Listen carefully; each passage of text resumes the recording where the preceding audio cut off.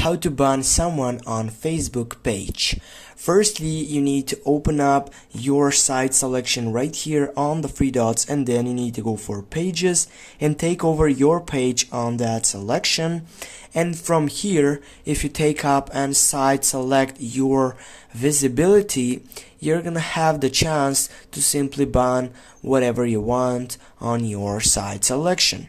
Yeah, from now, what you're gonna do to take up and simply do that selection,